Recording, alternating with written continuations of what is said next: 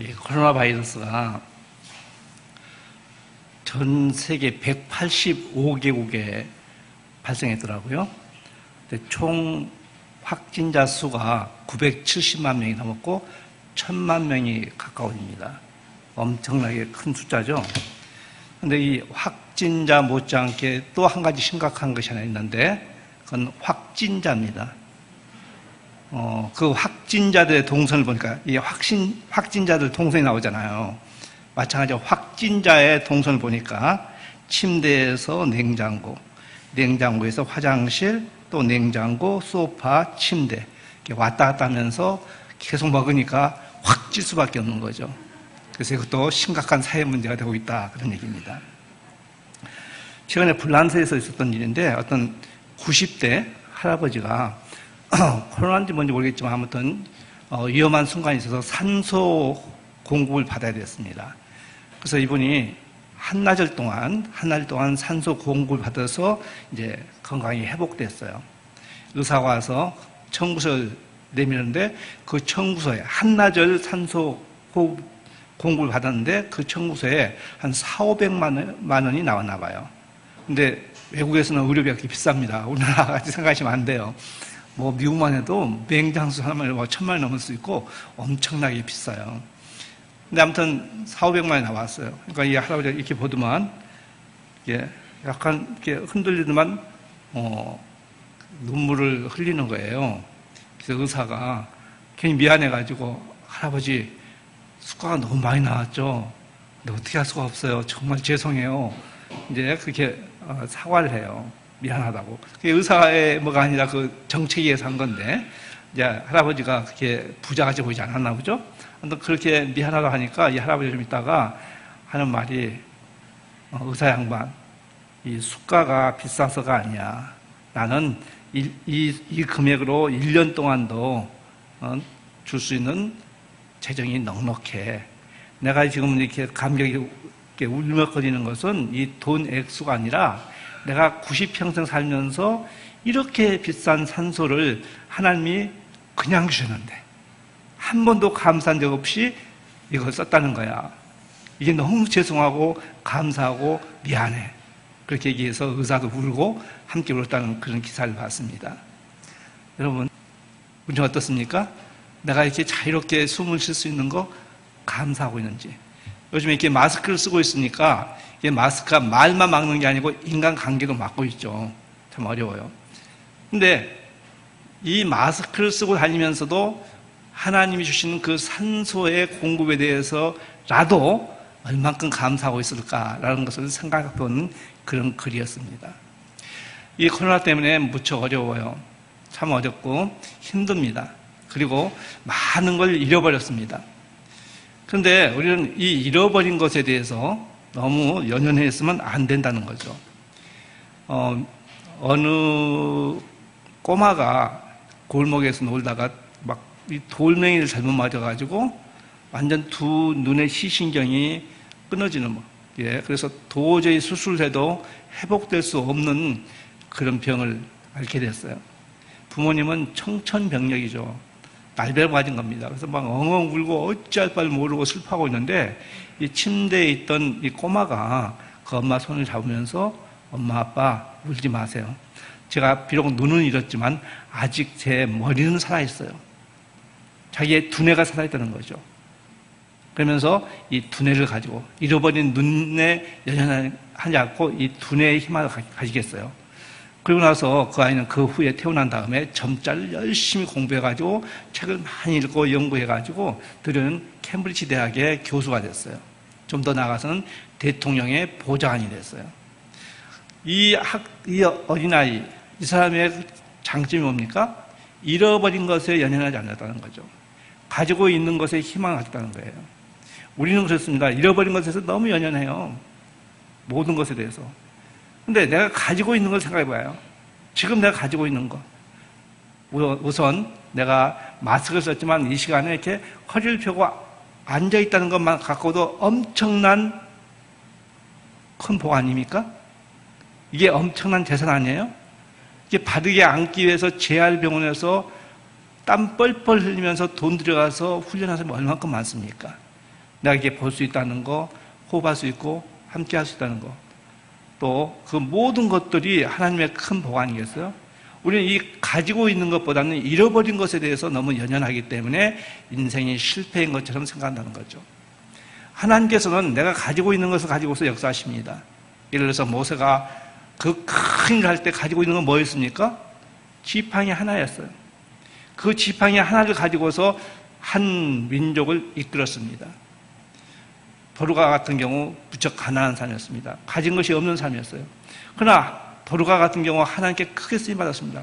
그가 가진 것은 뭐였습니까? 바늘 하나였어요.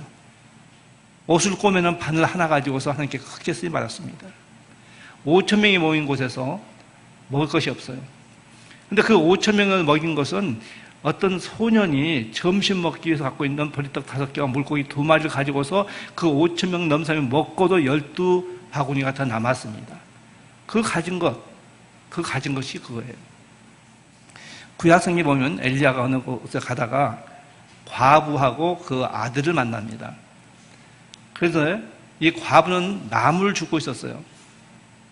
근데 그 과부에게 엘리야가 나한테 그러니까 빵이겠죠. 떡을 좀 달라고 그래요. 떡 한 덩이 갖고 오라고.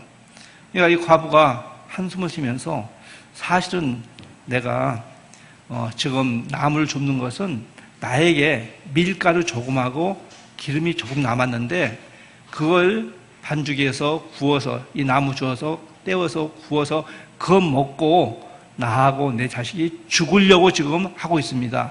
그러니까 마지막 가지고 있는 것은 마지막 밀가루 약간과 그 기름 약간이었어요. 그걸 가지고 먹고 죽으려고 합니다. 자살하려고 합니다. 그런데 불구하고 엘리야는 계속해서 그 빵을 갖고 오라고 그래요. 근데 그때 그것은 흉년이 몇 년도 더 가물었어요. 그래서 뭐 사람들이 심지어는 그 인육을 먹을 만큼 사람 죽여서 사람을 먹을 만큼 그렇게 어려웠습니다. 그런데 이 여인은 불만하지 않고 그냥 갔다가 떡을 줬어요. 그랬더만 이 엘리야가 이제 이 가뭄이 풀려서 비가 올 것이고 당신은 계속해서 굶지 않고 빵을 계속 먹고 기름을 가질 것이다. 그리고 그것이 이루어졌어요. 그 여인이 가진 것 그걸 가지고 활용했기 때문에 그는 터닝 포인트가 된 거예요. 축복의 길로 하나님의 복의 길로 터닝 포인트가 됐습니다. 우리 마찬가지예요. 코로나든지 다른 어떤 것이든지 지금 잃어버린 걸 가지고서 너무 한탄하다 보면 보이는 게 없어요. 희망이 없어요. 그러나 지금 가지고 있는 것을 가지고 할 수 있다면 노트에 적어보세요. 내가 갖고 있는 거 적어보세요. 엄청 많아요. 생각 외로 많아요. 그냥 생각이 스쳐가니까 별거 아닌 것 같은데 정말 찾아보면 주신복을 세어보세요. 다 못 써요. 주신복을 세어보면 다 셀 수가 없어요. 그만큼 엄청난 걸 가지고 있다는 거죠. 그 가지고 있는 거 갖고 다시 시작하자는 겁니다. 정말 세상이 어렵습니다. 정말 어려워요. 우리가 크리스천이 아니면 무슨 희망을 갖고 살아야 할지 모르겠어요. 보세요. 작년 연말에 금년같이 코로나라고 하는 생각지 못한 것이 이렇게 전 세계를 강타할 줄. 그래서 모든 상점에 문을 닫게 하고 길거리에 사람이 없게 하고 집에 갇혀 있고 미국 같은 경우는 집에 나오면 안 돼요. 그냥 집에 꽁꽁 있어야 돼요. 우리나라 자가격리 하듯이 나오면 안 돼요. 또 호주도 막 벌금을 엄청 내요. 그와 같은 이런 우리가 생각할 때 뭐 코로나 별거 보이지 않은 거 아닌 것 같았는데 이게 강탄. 이렇게 인간은 약한 거예요. 우리가 세파 속에서 이 어려운 가운데 살고 있습니다. 이 어려운 가운데서 우리가 이 어려운 시대에 잘 살려고 한다면 어떻게 할 것이냐. 우리가 이 어려운 때 이걸 헤쳐나가서 잘 살기 위해서 어떻게 할 것이냐. 오늘 하나님의 말씀을 통해서 함께 살펴보겠습니다. 자, 성경 유다서 1장 20절과 21절 말씀인데요. 다 같이 찾아주시기 바랍니다. 유다서 1장 20절과 21절 말씀이에요. 유다서 1장 20절과 21절 말씀 다 같이 읽겠습니다.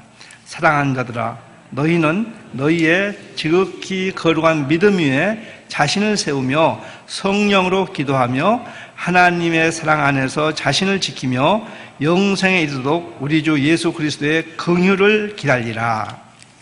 제가 한번 다시 읽을게요. 중요한 말씀입니다.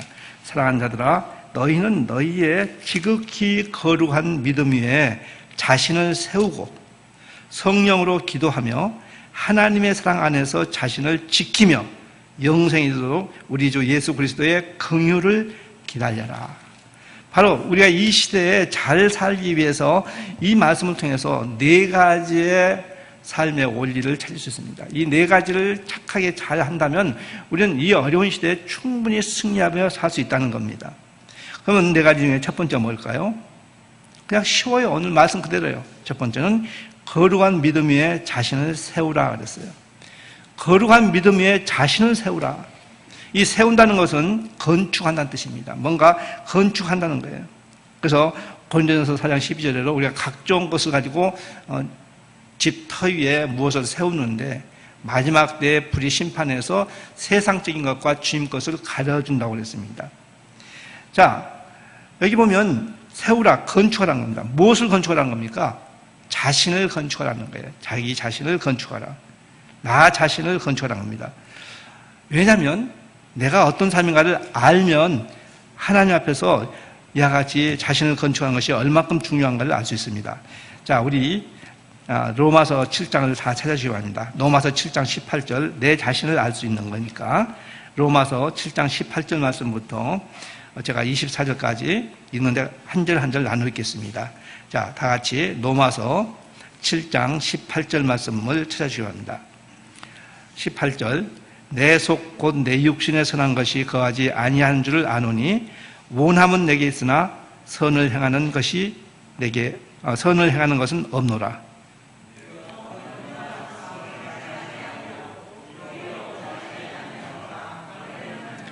만일 내가 원하지 아니한 그것을 하면 이를 행하는 자는 내가 아니요 내 속에 거하는 죄니라.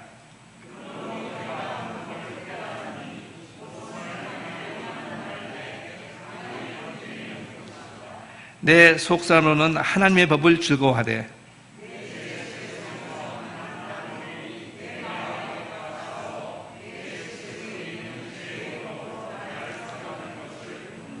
다 같이 오라 나는 곤고한 사람이로다.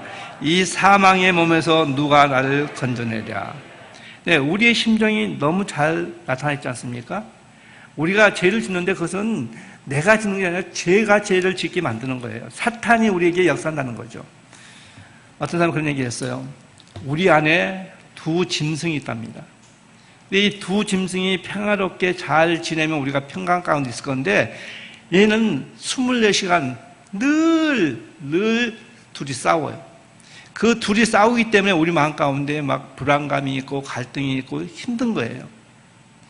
그러면 이 둘이 싸워서 어떤 짐승이 이길까요? 둘이 싸우는데 어떤 짐승이 이겨요? 크게 이기죠. 어떤 짐승이 이길까요? 맞아요. 힘센 짐승이 이겨요. 우리 마음 안에 나와 죄가 계속 싸우고 있는 거예요. 근데 나라고 하는 인간은 약합니다. 생각해 얼마큼 약합니까, 우리 인간이. 근데 그 죄와 싸워서 우리는 항상 패배할 수 있어요. 만약에 내가 강하다면 죄를 이길 수 있죠. 바로 그래야 돼요. 근데 내가 내 힘으로 강할 수가 없어요. 그러나 주님의 도우심이 있다면 강하다는 거죠. 내가 계속 패배하면 24절처럼 오라는 비참한 인간이다. 정말 이대로 계속 이 마음의 갈등이 남아있다면 우리는 정말 비참한 인간이에요. 그 세상에 누구보다도 비참합니다.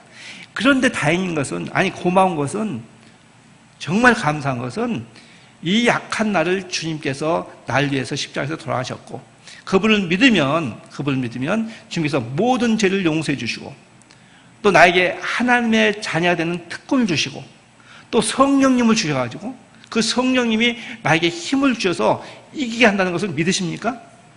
바로 그런 거예요. 이렇게 우리가 약하기 때문에 여기에 본문 말씀에서는 자신을 세우라 라고 합니다. 세우라. 이렇게 정말 비참한 인간일 수 있는 내가 세울 수 있는, 이길 수 있는 방법, 그것은 무엇이냐면 바로 여기에 거룩한 믿음 위에 자기가 서 있을 때 가능하다는 겁니다. 거룩한 믿음 위에. 이 믿음은 세상적인 믿음이 아닙니다. 우리에게 세상적인 믿음도 있어요. 예를 들어서 무슨 점장이가 한 얘기를 갖고 그렇게 된다고 믿는 사람이 있어요. 아주 많아. 엄청 많아. 크리스찬 중에서도 그래요. 어떤 도사가 얘기했는데 무슨 점쟁이가 얘기했는데 이렇게 얘기를 하고 있어요. 그런 것은 세상적인 믿음입니다. 그것 말고 바로 주님이 주시는 믿음인데 하나님께서 우리에게 주신 믿음, 하나님께서 능력으로 베풀어주는 믿음을 믿고 하나님을 의지하는 믿음이 바로 견고한 믿음입니다. 바로 하나님을 의지한 믿음이 필요한 거예요. 마태복음 7장 24절과 24절부터 27절 보시면 누구든지 나의 이 말을 듣고 행하는 자는 그 집을 반석 위에 지은 지혜로운 사람 같으리니 비가 내리고 창수가 나고 바람이 불어서 그 집에 부딪히되 무너지지 아니하나니 이는 주초를 반석 위에 놓은 연고요. 나의 이 말을 듣고 행치 아니한 자는 그 집을 모래 위에 지은 어리석은 사람 같으리니 비가 내리고 창수가 나되 라고 바람이 불어서 그 집에 부딪힘에 무너져서 그 무너짐이 심하니라. 바로 세상적인 믿음은 바로 이렇게 모래 위에 지은 집과 같습니다. 어느 순간에 무너질지 몰라요. 그러나 이 거룩한 믿음, 하나님을 의지하는 믿음은 어떠한 세상 풍파 속에서도 우리는 견고하게 설 수 있다는 것을 말씀하고 있습니다. 자, 그렇다면 어떤 믿음이 거룩한 믿음이냐, 어떤 믿음이 견고한 믿음이냐 하는 겁니다. 우리는 그 견고한 믿음에 대해서 여러 가지 생각할 수 있습니다. 그렇지만 한마디로 견고한 믿음은 우리 누구나 가져야 할 믿음이고 이것은 정말 내가 마음만 가지면 쉬울 수 있는 믿음입니다. 어떤 사람은 믿음이 뜨겁다고 얘기하는데 이 뜨겁다는 얘기는 간절하다는 뜻이에요. 어떤 분은 막 기도를 막 소리쳐서 열심히 하는 것을 뜨거운 믿음 같이 생각하는데 그 열심히 하는 그 기도 안에 간절함이 없다면 그건 열심히 뜨거운 기도가 아니에요. 설령 소리를 내지 않고 기도한다 할지라도 내 마음 가운데 간절함이 있다면 그야말로 그것은 뜨거운 믿음입니다. 바로 이와 같이 우리에게 믿음이 견고한 믿음이 필요한데 그 믿음은 바로 히브리서 13장 6절에 나와 있습니다. 우리 다 같이 히브리서 11장 6절을 보겠습니다. 오늘 제가 하는 이 말씀 나눔은 맞춤 말씀 나눔입니다. 뭔가 목적을 가지고서 지금 하고 있는데 일부 예배 때 퀴즈를 냈어요.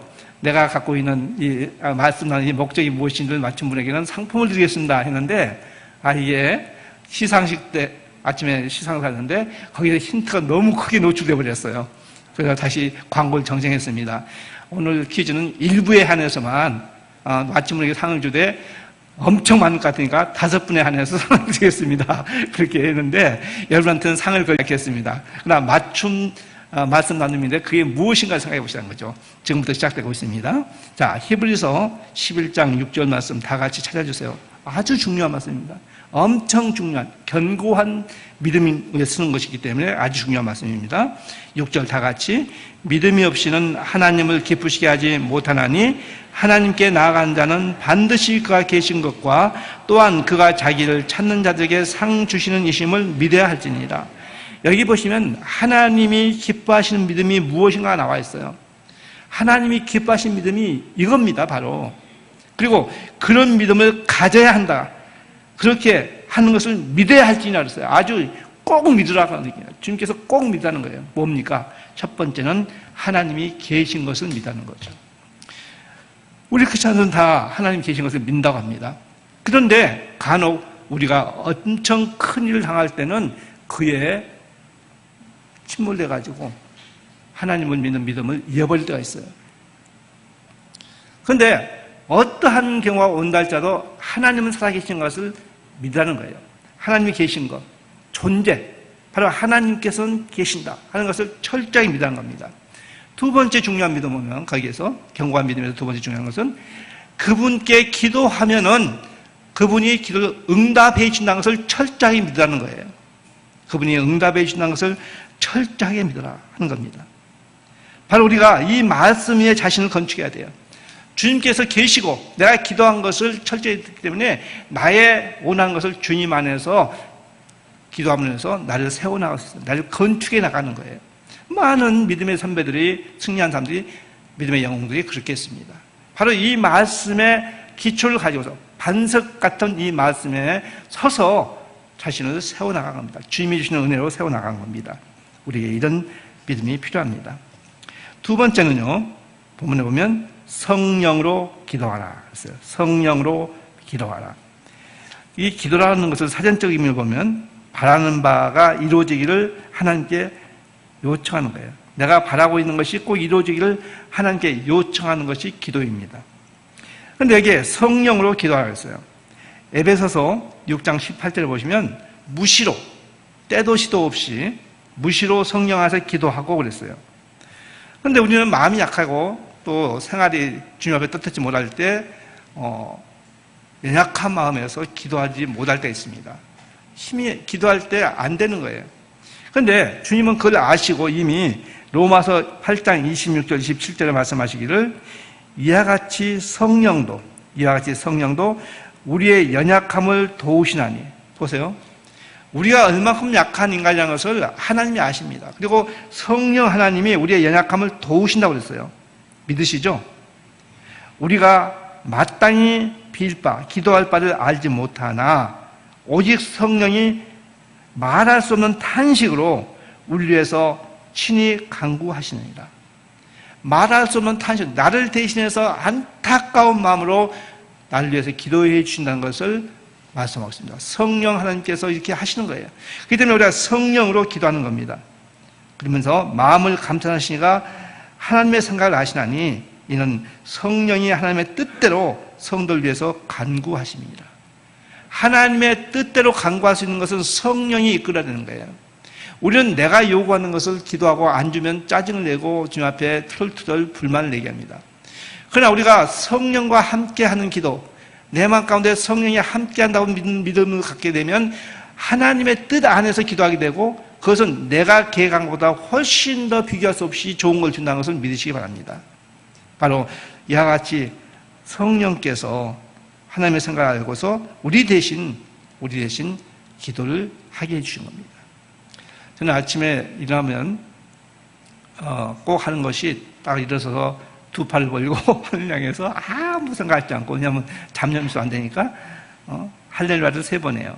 그리고 아멘 합니다. 할렐루야, 할렐루야, 할렐루야, 아멘 하고 나서 내가 주님 안에서 강담두노랍니다 하면서 마음을 강하게 하고 담대히 하고 두려워하지 않고 놀라지 않게 해주옵소서. 이렇게 하고 나서 이제 다음 기도를 들어갔는데, 이제 잠이 덜 깨서인지 이게 기도를 처음에 시작할 때는 자는데 한 1분도 안 되면 내가 지금 비몽사몽간에 내 앞에 무슨 잔상이 있는 것을 중계방송할 때가 많이 있어요. 아마 여러분도 경험할 거예요. 그러면 다시 기도 끊습니다. 끊고 정신을 차려가지고 집중해서 주님께서 나와 지금 함께 하시고 주님을 향해서 나는 기도하겠다는 것을 집중해서 기도를 해요. 그러면 마음이 평안하고 생각지 않은 하나님의 평강이 내 마음 가운데 있을 뿐만 아니라 생각지 않은 그런 계획을 주님께서 알려주시는 것을 볼 수 있습니다.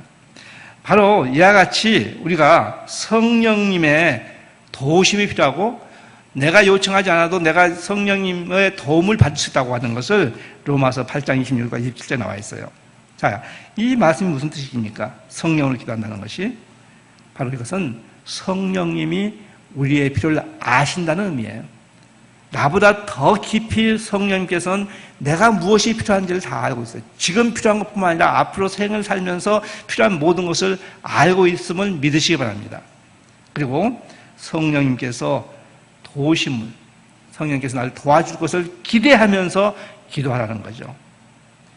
그러면 우리는 하나님의 뜻대로 기도했습니다. 하나님의 뜻대로 기도하고 구할 수가 있어요. 되게 많은 사람들이 자신의 뜻을 가지고 기도할 때가 많이 있어요. 자기의 의지나 또 자기의 생각을 갖고 기도할 때가 많이 있어요.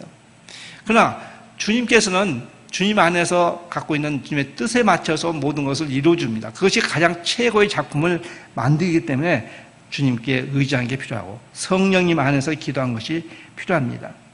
바로 이와 같이 성령으로 기도한다고 하는 것은 바로 모든 필요를 아신 분께서 나를 도우신다는 것을 믿으면서 기도하라는 겁니다. 그런데요, 기도라고 하는 것이 뭡니까? 하나님이 이루실 것을 믿는 것인데 그것은 하나님을 경외하는 거예요. 하나님이 계신 것을 믿고 하나님께서 구하는 것을 주는 것을 믿고 있으면 그것이 하나님을 경외하는 겁니다. 그러면 높은 하나님 앞에서 내 자신을 비춰볼 때 나는 얼마만큼 하찮은 인간이에요. 근데 많은 사람들이 그 자기 자신이 하찮은 것을 모르고 쓸데없는 얘기를 해요. 뭐 하나님 어쩌고저쩌고 함부로 얘기를 합니다. 그 사람은 나중에 벌을 받습니다. 하나님은 그렇게 함부로 우리에게 평가를 할 뿐이 아니에요. 하나님은 우리를 사랑하셔서 자기 아들까지 주신 분이고 전지전능하나님께서 가진 모든 좋은 걸 주시기를 원하신 분이십니다. 그래서 하나님 앞에 나를 비춰봤을 때 하찮은 인간인데 주님께서 엄청난 복을 주셨어요. 그럼 뭐 우리는 정말 항공무지로소이다 하는 얘기를 나와요. 그게 뭡니까? 겸손이죠. 하찮은 나에게 이와 같은 큰 걸 베풀어 주신 주님께 감사하는 것이 겸손이에요. 이렇게 위대하신 분이 나를 이렇게 생각하시고 해주시죠. 정말 나라는 인간이 뭡니까? 모래 한 톨밖에 안 되는 그런 인간이에요. 불구하고 주님께서 이와 같이 아들을 주기까지 사랑해 주시고 함께 해주시고 가장 좋은 걸 주시기를 기뻐하시고 내가 떡을 달라는데 돌 주지 않으시고 내가 생선을 달라는데 뱀 주지 않으시고 구하는 것 이상을 주시고 이와 같은 하나님이신데 얼마만큼 내가 그 앞에서 겸손해지지 않으시겠습니까? 정말 주님을 알면 알수록 내가 하찮은 것을 알게 되고 겸손이 오고 근데 우리는 많은 사람들이 겸손하지 않고 겸손을 떨 때가 많이 있어요.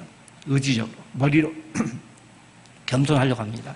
그럼 마음으로 하나님을 찬양하다 보면 하나님이 너무 광대하시기 때문에 나는 정말 하찮은 인간인데 이렇게 사랑하시구나 하는 걸 알게 겸손케 됩니다. 자, 그러면 우리에게 겸손이 있고 하나님을 경외하는, 즉 겸손이 하나님을 경외하는 건데 있으면 하나님은 우리의 무엇을 주십니까? 그 보상이 있어요. 바로 잠언 22장 4절입니다. 저를 따라해 주세요. 겸손과 하나님을 경외함의 보상은 재물과 영예와 장수 건강이니라. 왜 자신감이 없어요? 다시요. 재물과 영예와 장수 건강이니라. 우리가 삶을 살면서 재물과 어떤 영예, 어떤 사회적인 영향력, 그리고 건강, 이 세 가지가 있다면 더 필요한 거 있습니까? 혹시 더 필요한 거 있으면 말씀해 보세요. 우리 삶 가운데 우리 삶에 있는 모든 것들이 이 셋 안에 다 분류될 수 있습니다. 맞죠? 바로 우리가 겸손하면, 하나님을 경외하면, 성령 안에서 기도하면 바로 하나님께서 우리에게 재물을 주시고 또 영예를 주시고 영향력을 주시고 그리고 건강을 주신다는 것이에요. 그렇기 때문에 우리는 성령으로 기도하면 더 잘 사는, 이 어려운 시대에 잘 살 수 있다는 것을 말씀에서 배울 수 있습니다. 다음에 세 번째는요, 하나님의 사랑 안에서 자신을 지키라 그랬어요. 하나님의 사랑 안에서 자신을 지키라. 지금 계속 자신이란 말이 자주 나오죠. 자신을 지키라. 사실 우리는요, 우리 자신의 힘으로 우리 자신을 지킬 수가 없어요. 나지만 나를 지킬 수가 없습니다. 아시지 않습니까? 우리가 얼마만큼 변덕이 줄 끓듯이, 족보다 더 잘 끓지만 얼마만큼 자주 바뀌어요. 그리고 얼마만큼 연약합니까? 우리 인체 한 부분만 살짝 눌려도 꼼짝을 못하고 마비가 돼서 움직일 수가 없어요. 정말 이렇게 서 있다고 하는 것, 앉아 있다고 하는 것은 엄청난 하나님의 축복입니다. 이렇게 인간들은 약해요. 다시 말씀드리지만 이 바이러스 때문에, 코로나 바이러스 때문에 우리가 얼마만큼 인간이 약한 걸 알고 있습니까? 지금 하는 말이 그렇지 않습니까? 그렇게 21세기에 과학의 힘이 크다고 난리를 치더만 과연 과학의 힘이 어디에 가느냐, 이렇게 비난하는 사람도 많이 있어요. 사실 그렇게 과학이 전 세계를 어떻게 할 것 같지만 오히려 과학이 우리를 어렵게 하지 않습니까? 과학이 발달해서 인간이 편리하니까 실업 사태가 엄청나는 거예요. 요즘은 다 자동화가 돼가지고 그 자동화가 돼서 좋은 게 아니라 자동화 된 만큼 실업자가 양산돼가지고 생활이 더 어려워지고 있는 거예요. 그러니까 과학 만능 시대가 좋은 게 아닙니다. 하나님 안에서 과학이 쓰임을 받아야지, 과학이 하나님과 어깨를 맞춘다면 이 과학은 완전히 폐마고 맙니다. 그래서 우리 인간도 마찬가지예요. 내 힘으로 살 수 있다는 것은 정말 어불성설의 말도 아닙니다. 하나님이 지켜주지 아니하시면 우리는 자신을 이길 수가 없습니다. 자신을 지킬 수가 없어요. 시편 127편 1절에 보시면 하나님께서 집을 세우지 아니하시면 세우는 자의 수고가 헛되며 하나님께서 성을 지키지 아니하시면 파수꾼의 경성함이 허사로라 그랬어요. 맞습니까? 하나님이 저는 많이 경험해요. 내가 모든 걸 완벽하지 않지만 최선을 다해서 다 준비했어요. 근데 막판에 틀어진 경우가 참 많이 있습니다. 그러다 보니까 이제 그걸 자주 하다 보니까 정말 겸손한 마음으로 주님 도와주세요. 막판까지. 이제 저 같은 경우는 출판하는데 이제 계약을 해요. 우리 직원들이 계약서 좋습니다 하면 제가 그래요. 통장에 다 입금이 들어온 다음에 한 달 지난 다음까지 괜찮으면 좋은 거다 얘기해요. 왜냐하면 계약서를 써놓고도 파기시킨 사람이 많이 있거든요. 잔금을 넣어놓고도 나중에 이럴 때만 이게 클레임 건 사람이 많이 있거든요. 인생을 살다 보니까 그렇게 생기더라고요. 마찬가지예요. 하나님께서 지키지 않으면, 하나님께 도와주지 않으면, 여러분의 자녀 교육도 마찬가지입니다. 하나님께서 도와주지 않으시면 여러분이 아무리 애를 써도 잘 될 수가 없어요. 근데 하나님이 도와주시면 설령 그 아이가 잘못 삐뚤어진 일 갔다가도 하나님 도와주시면 돌이켜서 큰일을 많이 합니다. 여러분 그걸 주변에서 많이 보지 않습니까? 그래서 간증책을 많이 내지 않아요.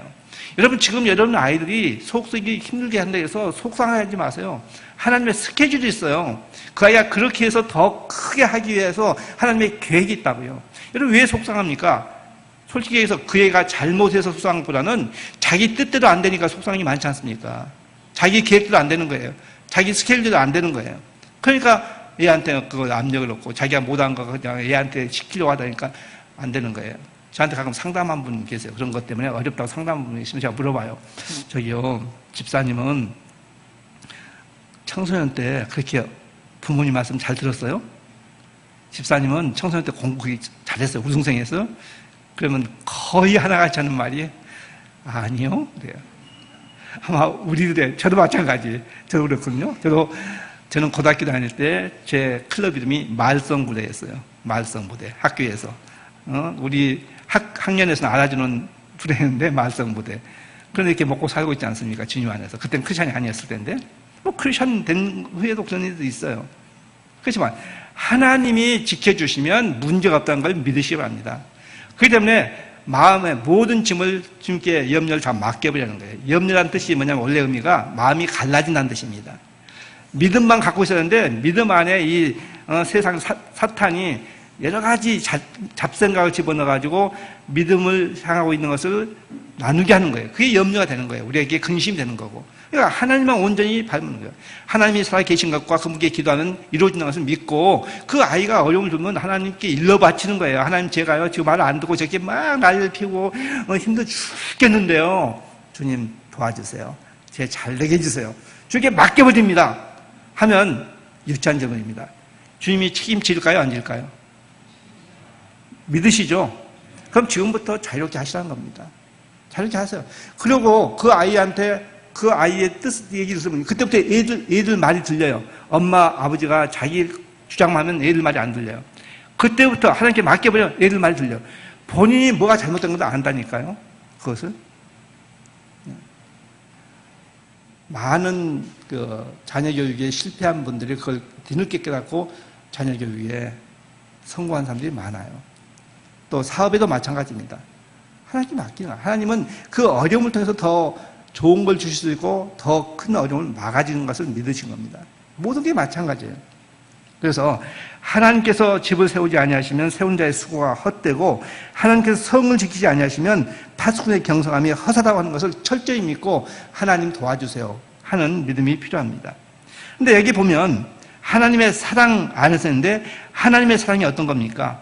로마서 8장 32절에 보시면 하나님의 사랑은 자기 아들을 아끼지 아니하시고 우리 모든 사람을 위해서 내어주신 이가 어찌 그 아들과 함께 모든 것을 우리에게 은사로 주지 아니하시겠느냐고 반문하고 있습니다. 바로 주님께서 모든 사람, 하나님의 사랑은 차별이 없어요. 내가 주님을 위해서 열심히 살기 때문에 더 크게 사랑하고 그렇게 안 되면 적게 사랑합니다. 똑같이 사랑하는 거예요. 그런데 내가 주님을 열심히 생겨서 그걸 찾아먹는 것 뿐이에요. 그걸 캐내는 것 뿐이에요. 주님 똑같이 사랑하세요. 그런데 내 스스로 생각해서 주님이 날 사랑하지 않는가 봐 라고 오해합니다. 그러나 아니라는 거죠. 모든 삶을 위해서 내어주시니까 어찌 그 아들과 함께 모든 좋은 것을 은사, 이 은사라는 것은 은혜의 선물이라는 거예요. 네가 잘해서 주는 보상의 선물이 아니라 네가 잘못해도 주는 은혜의 선물로 줬다는 겁니다. 모든 것을 우리에게 은사, 은혜의 선물로 주지 아니하시겠느냐 그랬어요. 여러분, 주님은 그렇게 하셨어요. 주님께서는 이와 같은 큰 사랑을 가지고 기다리십니다. 그런데 여기에 하나님의 사랑 안에서라고 그랬어요. 우리 자신을 지키기 위해서는 하나님의 사랑 안에 있어야 돼요.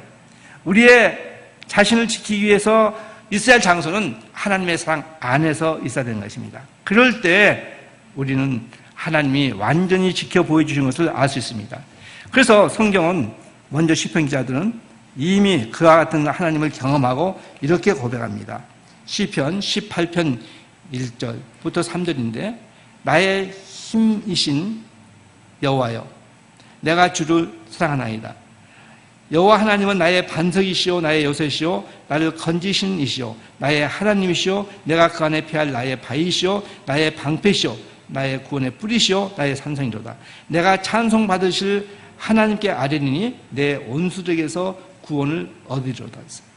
여러분, 어려운 일이 있을 때 여기에 2절인데 하나님은 어떤 분인가를 마음에 그리라는 거죠.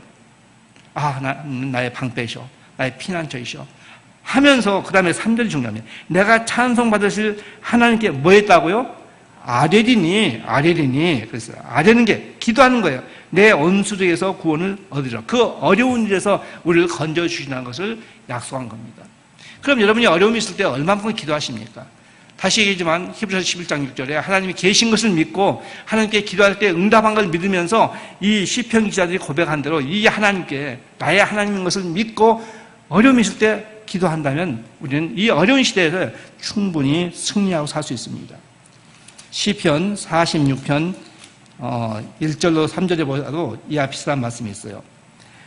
하나님은 우리의 피난처시오 힘이시니 환난 중에 만날 큰 도움이시라. 환난 어려운 가운데 만날 유일한 도움이세요. 그러므로 땅이 변하든지 산이 흔들려 바닷 가운데 빠지든지 바닷물이 솟아나고 뛰놀든지 그것이 넘침으로 산이 흔들릴지라도 우리는 두려워 아니하리로다. 믿으십니까? 바로 하나님을 피난처로 삼고 우리의 힘으로 우리의 큰 도움으로 삼으면 우리는 이 세상에 어떠한 일이다 할지라도 코로나 바이러스가 이렇게 기승을 부려도 우리는 두려워하지 않습니다. 믿음을 갖고 이겨나가는 거예요. 북한에서 전쟁 도발하겠다고 선포했을 때 우리가 얼만큼 사실 겁이 났습니까? 막 기도했을 거예요. 근데 그 기도가 응답됐어요. 일단은 전쟁 도발을 보류하겠다고 김정은 씨가 얘기를 했어요. 그게 하나님의 나는 역사라고 봅니다. 얼만큼 우리한테 위협을 많이 가했습니까? 남북 공동사무소 막 폭파하고 얼만큼 위협했어요. 근데 하나님께서, 그 사람들은 전략상 그렇게 할지 모르겠지만 결국은 하나님께서 역사하시는 겁니다. 믿으십니까? 그렇기 때문에 이 시편 기자처럼 하나님은 나의 누군가가 생각하고 어려움이 있을 때 그 환난 중에 어려움이 있을 때 환난이 엄청 큰 것이 아니라 조그만 어려움이 있을 때도 하나님께 기도하라는 거예요. 그러면 하나님이 역사한 걸 알게 돼요. 제가 자주 얘기하지만 제 핸드폰에 감사 기도하는 앱이 있습니다. 감사 기도를 적는 앱. 거기에다가 매일 저녁에 피곤해서 먹는 그 아침에 그날 있었던 감사의 제목들을 적어요. 보면 거기다 적고 그래요. 예를 들어서 점심을 맛있는 걸 먹어서 생각지 않게 맛있는 걸 먹어서 그게 비록 7,000원짜리 6,000원짜리도 맛있겠으면 점심 뭐 먹은 것 해놓고 대시하고 전에 주님께 감사 이렇게 썼거든요. 근데 좀 양이 안 차요. 이게 주님께 감사한 것이 주님께 감사 끊는 게 양이 안 차요. 그 다음부터 한 달보름 전부터 바꿨어요. 맛있는 점심 대시하고 주님 감사합니다. 누구를 만났어? 누구를 만남? 주님 감사합니다. 바로 그 자체가 감사 기도가 되는 거예요. 하루를 가면서 이렇게 해놓는 거예요. 하다 보면 어느 날은 2개, 3개밖에 안 되고 어느 날은 7개, 8개가 되는 거예요. 근데 그것이 하나님이 나와 함께한 것을 느낄 수 있고 그로 인해서 하나님이 나의 피난처 되시고 나의 요새가 되시고 나의 피할 바위가 되시고 나의 반석이 되시고 나를 지키시는 분인 것을 마음에 체험하니까 이제는 어떤 일이 있으면 쪼르륵 주님께 가서 주님 도와주세요 하고 기도한다는 거죠. 그래서 또 힘을 얻고 시작하는 거예요. 제가 오늘 이렇게 얘기한 것도 카톡에 어떤 노트에다가 다 적어놔요. 마음에 막 사탄이 흔들 때가 있어요. 그럼 얼른 그 카톡을 열어보고 이 말씀을 2-3번 이렇게 묵상을 암송하다 보면 마음이 풀리고 주님을 의지하게 되고 마음에 평강이 오게 돼요. 그 한 1분도 안 걸리더라고요. 그 마음이 어려운데 이 말씀을 갖고 계속 하나님을 의지하면서 도와주세요 하면 도와준다는 거죠. 하나님 말씀만이 우리에게 희망입니다. 우리에게 생명이에요. 하나님 말씀이. 이 어려운 때 이 말씀을 붙들고 살면 돼요. 많은 말씀이 필요 없어요. 한 절의 말씀만 잘 붙들고 있어 우리는 승리합니다. 한 절의 말씀이 우리의 인생을 좌우할 수 있어요. 하나님 말씀은 그와 같이 능력 있는 말씀입니다. 다음 네 번째인데요. 제가 보니까 자주 제가 설교를 40분, 최소가 40분 아니면 훨씬 넘어가더라고요. 그래서 최근에 이제 깨달았어요. 내가 이 시대에 맞지 않게 너무 길게 한다. 얼마큼 성도들이 고역스러울까. 오늘만큼은 30분 내에 끝내겠던데 벌써 30분이 지나가고 있어요. 여러분에게 묻겠습니다. 되게 유치한 질문도 됐는데 하나가 남았어요. 그냥 30분이지만 할까요 말까요? 물론 해요예요. 답을 알고 왔는데 또 여기서 하지 말라 해서 안 하지 않겠죠? 왜냐하면 준비한 게 있는데 이거 나누고 싶은데 네.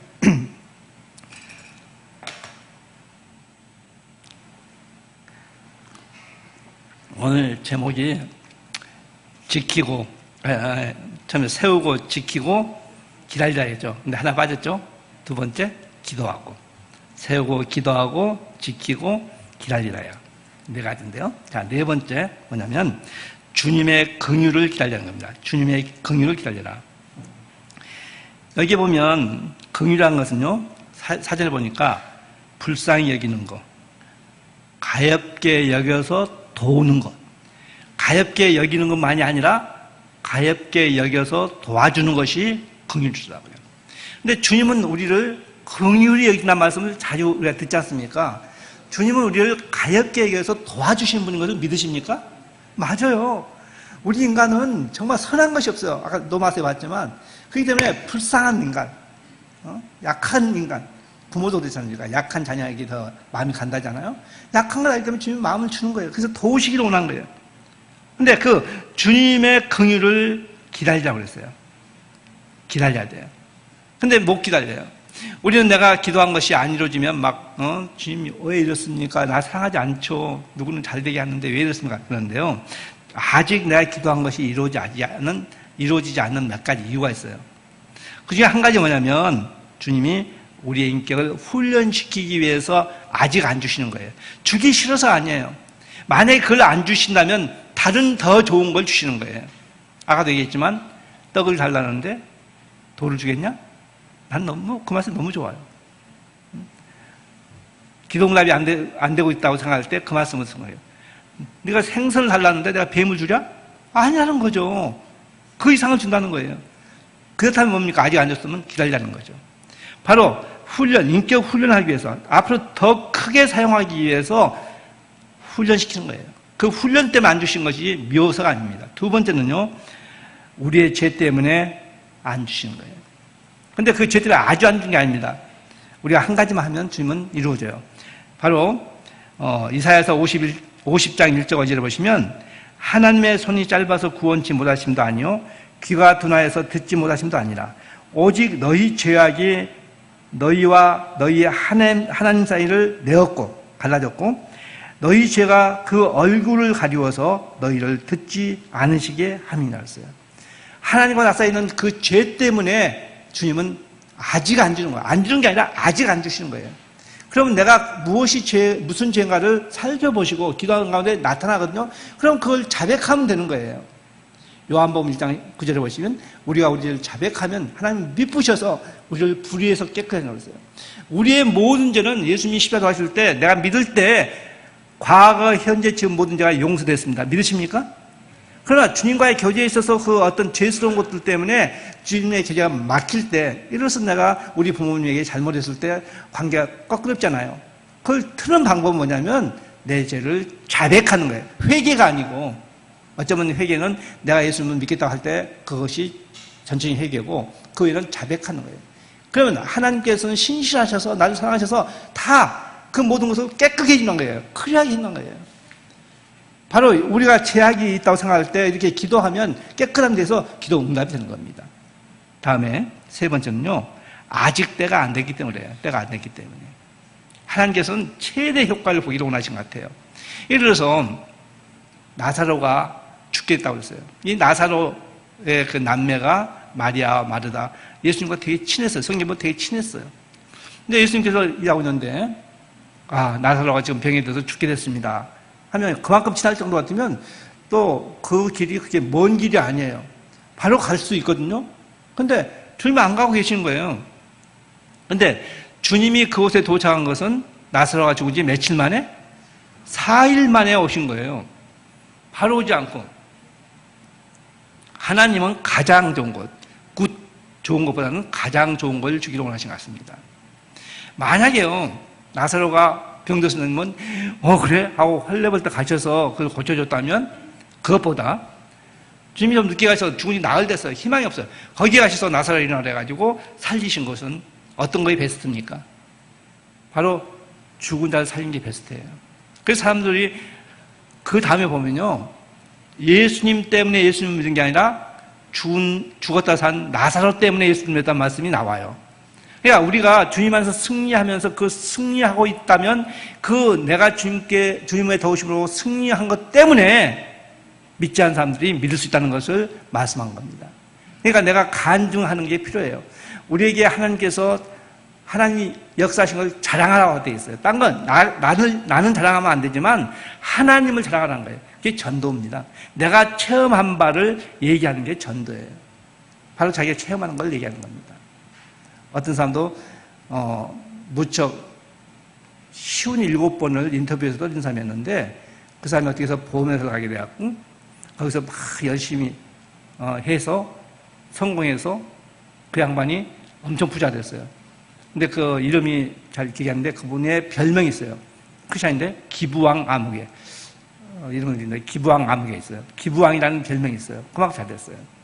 근데 그 사람이 성공한 비결, 또 판매 기술한 책을 제가 엄청 많이 봤는데 그래서 라디오 방송도 많이 나오고 토크쇼도 많이 나오고 세미나도 많이 하는데 그 사람은 그런 얘기를 했어요. 왜 이렇게 성공했는가?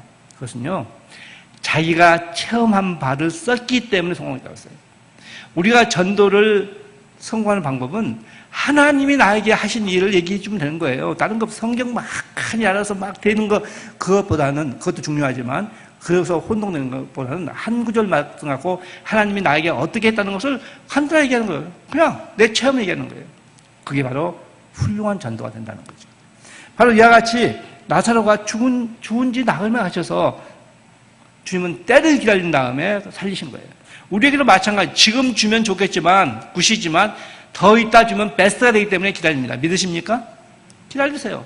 자녀도 마찬가지. 주님, 내가 그렇게 자녀를 위해서 기도하는데 이게 왜 이렇습니까? 기다리세요. 지금 잠깐 좋아가지고 나빠진 것보다는 좀 안 좋아하고 나중에 더 좋아가지고 훨씬 낫지 않습니까? 네? 이것은요, 임상시험 다 거친 다음에 나온 얘기입니다. 네, 저한테는 아들 둘이 있습니다. 네, 다 거기서 체험한 거든가 믿으시고 주님을 의지하시기 바랍니다. 보면 요셉도 마찬가지예요. 국무총리 쉽게 시킬 수 있지만 산전수전, 공정, 화학적 다 거치게 한 다음에 국무총리 되지 않습니까? 탄탄하잖아요? 야곱과에서 보세요. 그 에서는 얘가 좀 생각이 짧아요. 그 아버지가 상속꾼이었어. 엄청난 상속꾼인데 자기가 배고플 때 아무 필요가 없잖아요. 근데 배가 고픈데 야곱이 팥죽을 끓고 있어요. 그래서 팥죽 한 그릇 달라고 그래요. 그러니까 이 야곱이 딱 생각하다가 그럼 형, 그 상속꾼 나한테 줘. 그러면 팥죽 줄게. 내가 생각해보니까 이거 별 쓸모가 없는 거예요. 배고플 때 밥도 안 되고. 그래서 까지도 주지 뭐. 그래서 팥죽 한 그릇.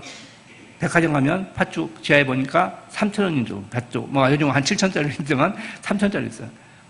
10,000원도 안 되는 거하고 자기가 엄청난 상속권을 팔았어요. 왜냐하면 지금 눈에 보이는 것이 아니기 때문에.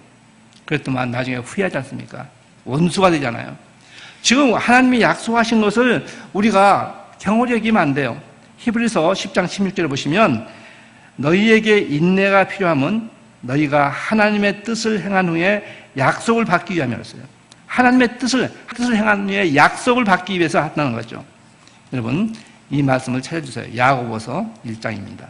다 같이 야고보서 1장 2절부터 7절까지를 보겠습니다. 야고보서 1장 2절부터 7절 말씀을 같이 읽겠습니다. 한 절씩. 야고보서 1장 2절부터 7절입니다. 내 형제들아 너희가 여러 가지 시험을 당하거든 온전히 기쁘게 여기라.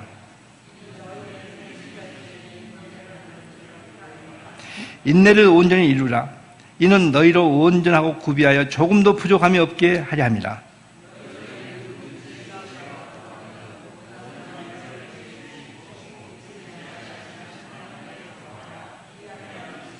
오직 믿음으로 구하고 조금도 의심하지 말라. 의심하는 자는 마치 바람에 밀려 요동한 바닷물결 같으니 다 같이 두 마음을 품어 모든 일에 정함이 없는 자로다. 여기 보십시오. 인내가 얼만큼, 기다림이 얼만큼 중요한가를 말씀하고 있어요. 이 기다림은요, 때를 기다리긴 하지만 그동안에 우리에게 성숙하게는 놀라운 일도 하는 겁니다. 그래서 가장 좋은 때 주님께 주시기 때문에 인내하면서 기다리면서 우리 주님께서 주시기를 기다려야 돼요. 바로 이것이 하나님 앞에 나가서 있을 때 우리가 서 있을 자세입니다. 미국에 보면 달라스에 아주 유명한 침례교가 있어요. 그 목사님이 W.A. 크리스웰 목사님도 돌아가셨는데요. 거기는 그 교회 내에 대학교가, 학교도 많이 있지만 큰 대학교도 있어요. 그리고 그 동네에 학교 방송이 아니라 그 동네 시민을 위한 지역 방송도 있어요. 제가 2번인가 가봤는데 엄청나게 큰 영향력을 미치는 교회예요. 근데 그 크리스웰 목사님, 우리 침례교 목사님이시거든요. 전 세계로 유명하신. 근데 그분이 이런 얘기를 했어요. 가장 무릎을 잘 꿇는 사람이 가장 훌륭히 서 있는 사람이고, 가장 연약한 것처럼 무릎을 꿇는 사람이 가장 강하게 서는 사람이며, 가장 오래 무릎을 꿇는 사람이 가장 오래 서는 사람이다. 우리가 일할 때는 우리가 일할 뿐이지, 우리가 기도할 때는 하나님께서 일하신다. 그러셨어요. 그러니까 우리가 기도하면서 이 하나님의 약속을 기다리는 게 필요합니다. 그 기도하면서 그 어려운 시련이 있는 것들이요, 결코 헛된 것이 아니에요. 왜일까요? 마지막으로 찾는 말씀은 로마서 말씀 다 같이 하겠습니다. 로마서 8장 25절 말씀입니다. 로마서 8장 25절 보시면 다 같이 읽겠습니다.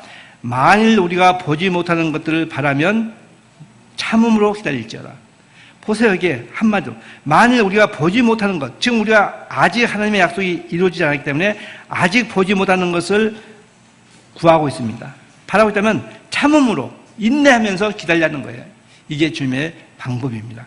그러면서 이제 28절 다 같이 큰 목소리로 합독하겠습니다. 우리가 알거니와 하나님의 사랑하는 자, 곧 그때로 부르심을 입은 자들에게는 모든 것이 합력하여 선을 이루느니라. 지금 여러분이 그 기다림 가운데 고통당하고 힘들고 하지만 그 모든 것이 합력해서 가장 좋은 선을 이룬 것을 믿으십니까? 예, 하나님께서 모든 것이 합력해서 선을 이루게 하신 것을 믿으시고 이 어려운 때 하나님을 의지해서 하나님과 함께 동행해서 승리할 수 있기를 주님의 이름으로 축원합니다. 기도하겠습니다. 하나님 아버지,